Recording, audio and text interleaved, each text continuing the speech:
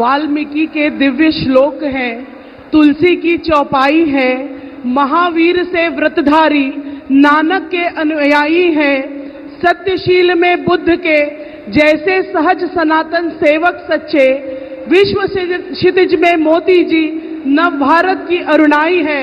पूरे सम्मान के साथ मैं आमंत्रित करती हूं आदरणीय प्रधानमंत्री नरेंद्र मोदी जी का। सभी लोग खड़े होकर दोनों तालियों के साथ मोदी।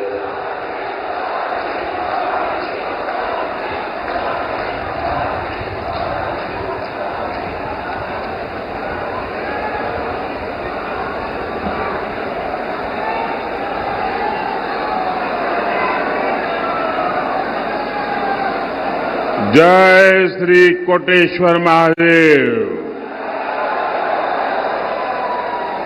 जय मां कालीपाट।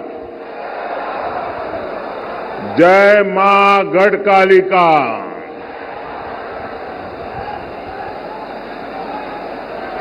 आज देश के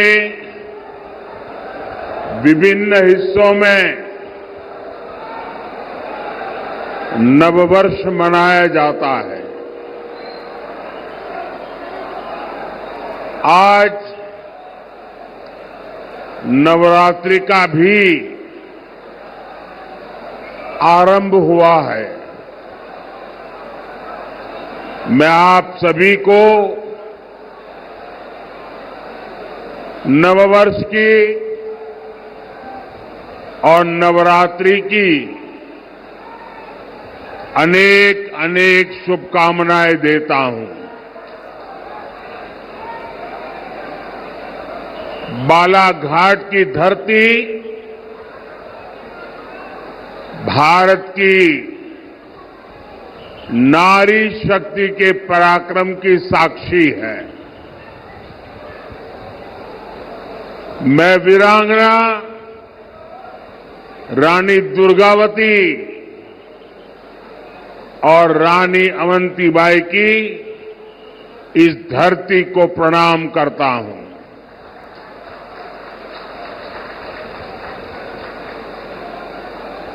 आज जनता जनार्दन का ये सैलाब, ये जन सैलाब ऐसा लग रहा है जैसे केसरिया सागर नजर आ रहा है। और इतनी बड़ी तादाद में माताओं बहनों का स्नेह, उनके आशीर्वाद, ये साफ साफ दिखा रहा है कि 4 जून को मध्य प्रदेश में क्या परिणाम आने वाले हैं।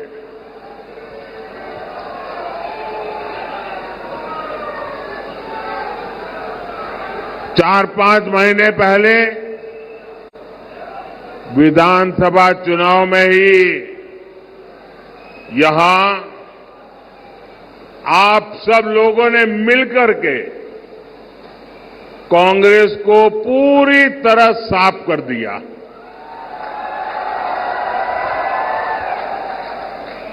अब लोकसभा चुनाव में तो कांग्रेस के लोग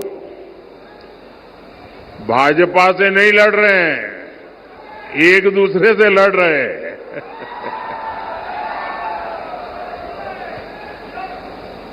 और इसलिए एमपी के कोने कोने से आवाज आ रही है, फिर एक बार,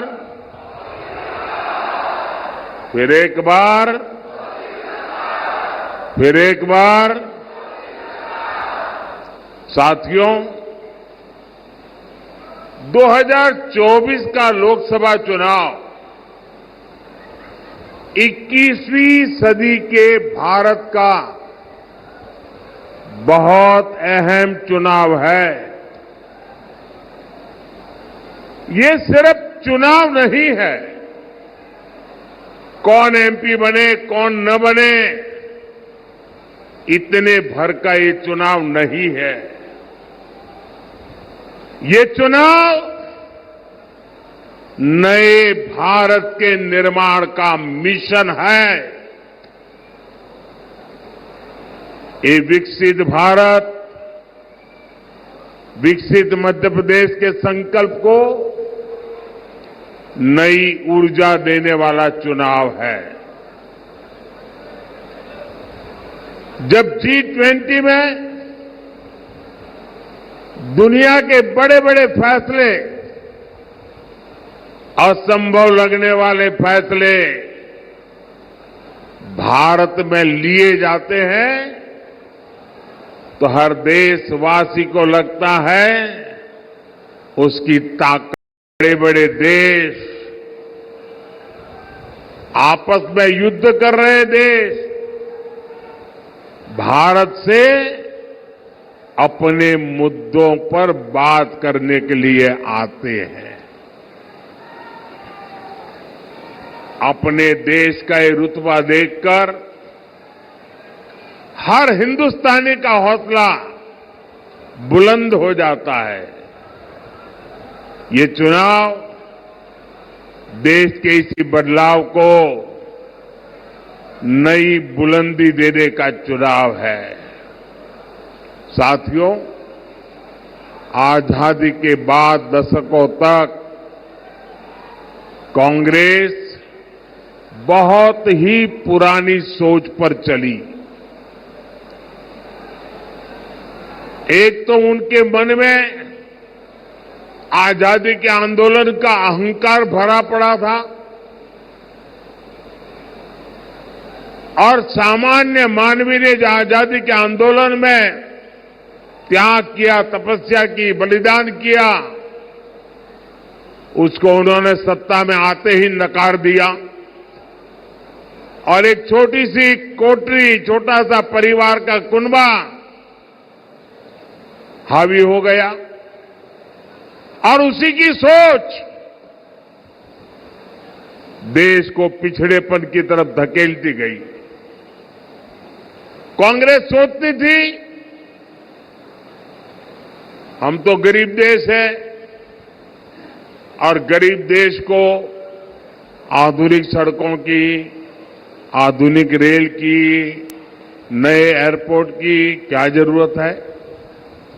कांग्रेस के बड़े नेता जिन 2-3 बड़े शहरों में रहते थे वहां अपने लिए सुविधाएं जुटाकर ये लोग देश के दूसरे शहरों को भूल जाते थे।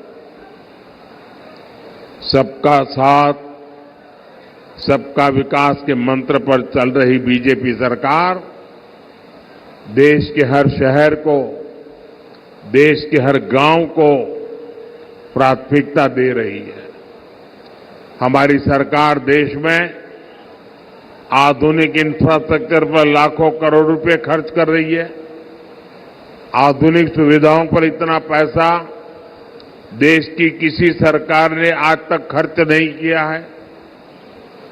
आज चाहे यहां सिवनी नागपुर के बीच 4 लेन हाईवे हो, गोंदिया बालाघाट सिवनी हाईवे हो, नर्मदा प्रगति पथ, विंध्य प्रगति पथ हो, आधुनिक वंदे भारत ट्रेन हो, अमृत भारत स्टेशन योजना के तहत मध्य प्रदेश के 80 स्टेशनों का विकास हो, बीजेपी सरकार एमपी का कायाकल्प कर रही है।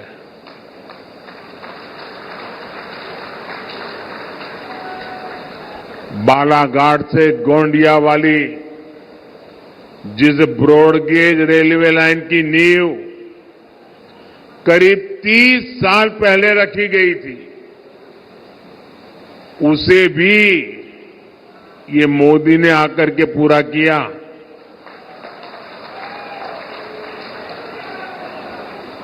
बालाघाट की 12 सिवनी हैंडलूम साड़ियों को जीआई टैग मिले, बनारसी साड़ियों की तरह उनकी भी धूम मचे। बीजेपी सरकार इसके लिए भी काम कर रही है। यही विकसित मध्य प्रदेश से विकसित भारत की मोदी की गारंटी है। ये बदलाव केवल 10 वर्षों की मेहनत का परिणाम है। इतना सारा हुआ है, लेकिन मोदी का तो यही कहना है कि ये तो अभी ट्रेलर है।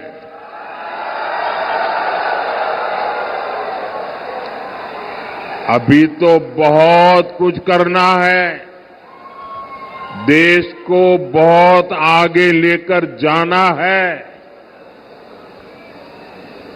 भाइयों बहनों, आप मेरी जिंदगी को जानते हैं,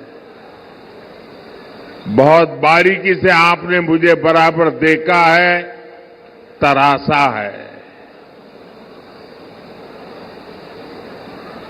और आपने देखा है मोदी मौज करने के लिए पैदा नहीं हुआ है।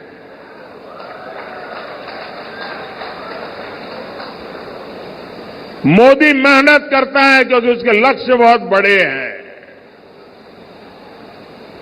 देश के लिए है, आपके लिए है, आपके बच्चों के उज्जवल भविष्य के लिए है। और ये मेहनत इसलिए कर रहा हूं। जब इतना सारा काम हुआ तो लोग कहते हैं मोदी जी आप उसको ट्रेलर क्यों कहते हैं, इतना सारा कर लिया। अब मैं गांव की भाषा में अगर समझाना है तो मैं यही कहता हूं कि आपने देखा होगा गांव में दिवाली के दिनों में बड़ा रॉकेट छोड़ना है, बहुत ऊंचे जाने वाला रॉकेट छोड़ना है, तो बच्चे क्या करते हैं, पहले वो फुलझड़ी होती है ना, उसको जलाते हैं, फिर दूर से फुलझड़ी से उस रॉकेट को अग्नि देते हैं और फिर रॉकेट उड़ता है। होता है ना ऐसा होता है ना। अब फुलझड़ी देख करके भी लगता तो है वाह वाह बहुत बढ़िया पटाखे फूट रहे हैं, लेकिन उसका लक्ष्य तो उस रॉकेट को ऊपर ले जाना होता है। वैसे ही मोदी ने अब तक जो काम किया है ना, वो तो फुलझड़ी है, फुलझड़ी। अभी तो विकास का रॉकेट और ऊंचे ले जाना है। भारत के पूरे सामर्थ्य से असली दिवाली मननी, ये तो अभी बाकी है। और इसके लिए ही मैं आपसे आशीर्वाद मांगने आया हूं। साथियों, आज भाजपा सरकार वंचितों को वरीयता देते हुए काम कर रही है। भाजपा ने समाज के उस दलित, पिछड़ा, आदिवासी वर्ग को सम्मान दिया है जिसे पिछली सरकारों ने पहचान से भी वंचित रखा था। आज बीजेपी सरकार एमपी में 5.5 करोड़ जरूरतमंदों को मुफ्त राशन दे रहा है। ये राशन पाने वाले बहुत बड़ी संख्या में इसी वंचित समाज से आते हैं। एमपी के 44 लाख गरीब और वंचित लोगों को तब तक पक्का घर नहीं मिला जब तक मोदी ने संकल्प नहीं लिया।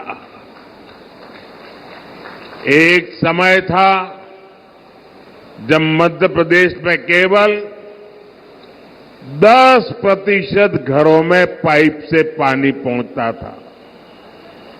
अधिकांश आदिवासी इलाकों में पानी की सप्लाई की सुविधा तक नहीं थी। हमने इतने कम समय में एमपी के करीब 70 लाख घरों में नल से जल की सुविधा पहुंचा दी है। आज एमपी के 80 लाख से अधिक किसानों को किसान सम्मान निधि का लाभ मिल रहा है। यहां का किसान जो चिन्नौर चावल उगाता है और जो मुझे भी बैट भी दिया गया, उसे अब पूरे देश में पहचान मिली है। यही नहीं, कांग्रेस ने हमारे आदिवासी भाई बहनों को जल, जंगल, जमीन के अधिकारों से भी वंचित रखा था। आज 1 करोड़ से ज्यादा जनजातीय समाज के लोग पेसा कानून का लाभ ले रहे हैं। लाखों आदिवासी भाई बहनों को वन अधिकार का पट्टा भी भाजपा सरकार ने ही दिया है। मध्य प्रदेश में हमारे युवा साथी मोहन यादव जी और उनकी सरकार गरीब और आदिवासी समाज के कल्याण के लिए दिन रात काम कर रही है। लेकिन साथियों, दूसरी ओर कांग्रेस है जो अभी भी अपनी पुरानी मानसिकता में जकड़ी हुई है।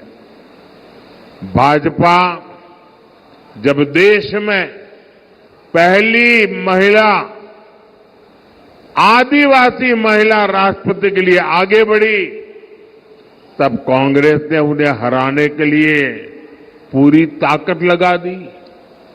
कांग्रेस ने कभी आदिवासी विरासत का सम्मान भी नहीं किया। कांग्रेस ने तो गोविंद गुरु जैसे क्रांतिकारियों को स्वतंत्रता सेनानी का दर्जा तक नहीं दिया था। कांग्रेस आजादी का श्रेय किसी आदिवासी को नहीं, अपने शाही परिवार को देना चाहती है।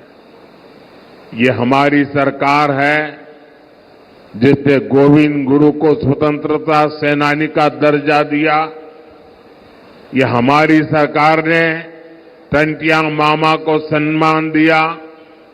ये हमारी सरकार ने पहली बार भगवान बिरसा मुंडा की जयंती पर जनजातीय गौरव दिवस की शुरुआत की। आप मुझे बताइए, इस कांग्रेस को क्या एक भी सीट पर मौका मिलना चाहिए क्या? एक पर भी मिलना चाहिए क्या? पूरी तरह क्लीन करना चाहिए कि नहीं करना चाहिए? साथियों, कांग्रेस ने अब आजकल एक इंडी अलायंस बनाकर देश के खिलाफ बिगुल फूंक दिया है। ये लोग आपस में एक दूसरे से झगड़ते हैं, लेकिन कहते हैं कि मोदी को रोकने के लिए साथ आए हैं, लेकिन असल में उन्हें मोदी को नहीं रखना है। इंडी गठबंधन वालों को मोदी को रोकना नहीं है, देश के विकास को रोकना है। इसलिए ये लोग मोदी को गालियां दे रहे हैं, मोदी को धमकियां दे रहे हैं। मैं अपना सब कुछ छोड़कर देश सेवा के मिशन को लेकर चला हूं।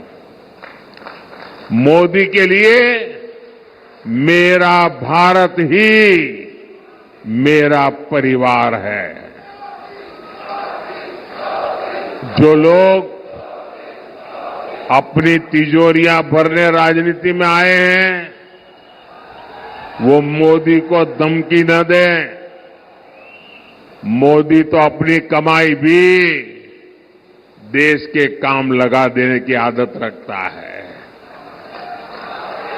मैं एमपी की धरती से बताना चाहता हूं, मोदी भक्त है महाकाल का।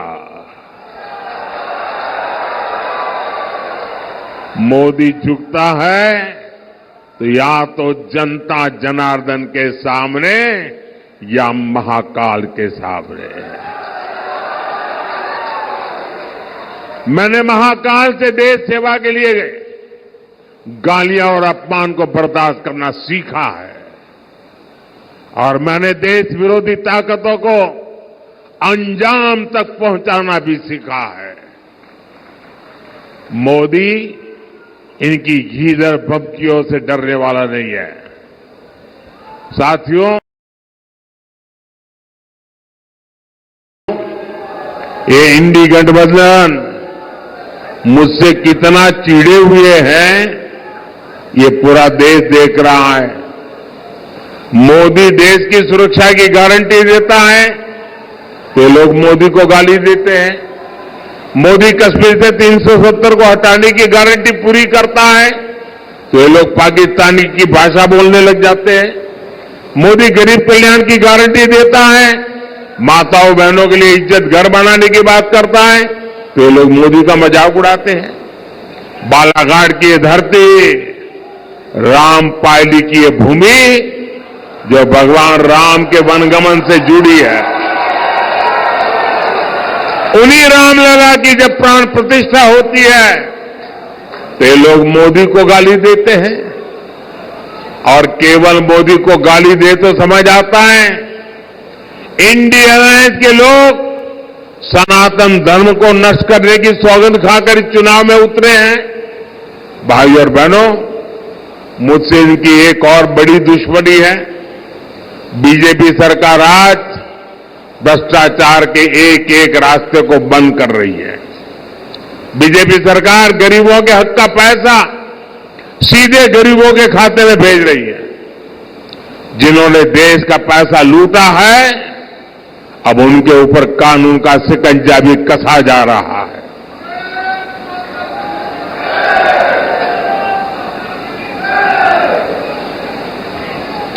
परिवारवादी पार्टियों के नेताओं के पास से खुलेआम सैकड़ों करोड़ रुपए बरामद हो रहे हैं।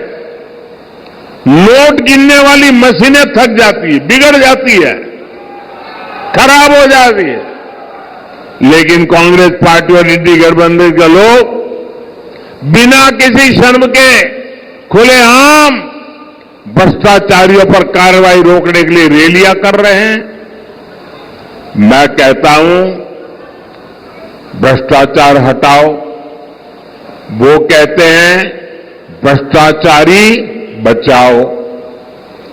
इंडी अलायंस में इकट्ठा हुए इन लोगों की मुझसे यही दुश्मनी है, लेकिन मैं आपको गारंटी देता हूं भ्रष्टाचार का पैसा जिस जिस तिजोरी में गया है उसे मैं बाहर निकाल के रहूंगा।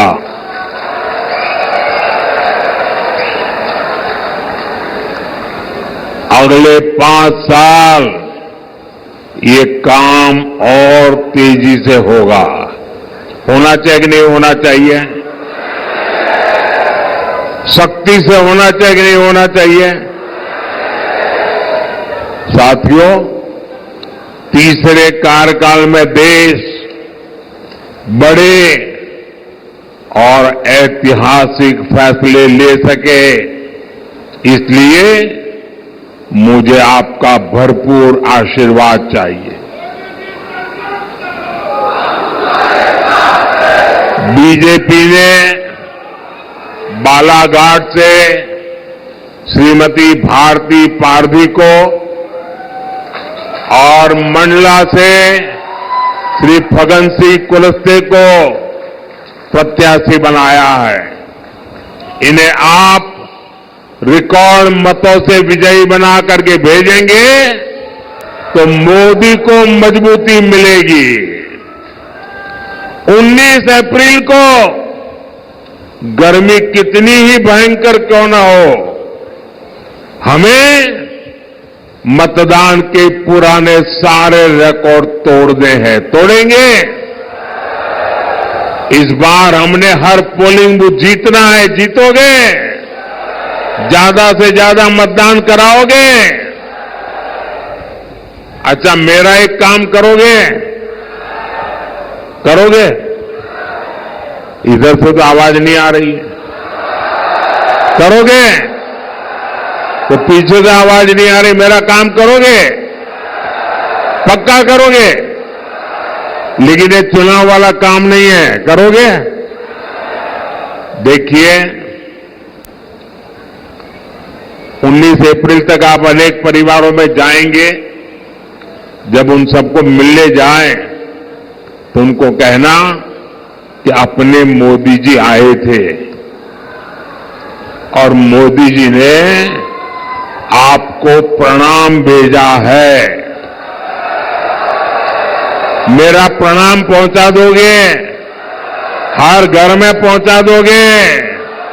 जब मेरा प्रणाम आप पहुंचाओगे ना, तो हर घर के माता बहनें मुझे आशीर्वाद देगी और उनके आशीर्वाद मेरी बहुत बड़ी ऊर्जा है, देश के लिए दौड़ने की ताकत है। मेरे साथ बोलिए, भारत माता की, भारत माता की, भारत माता की। बहुत बहुत धन्यवाद।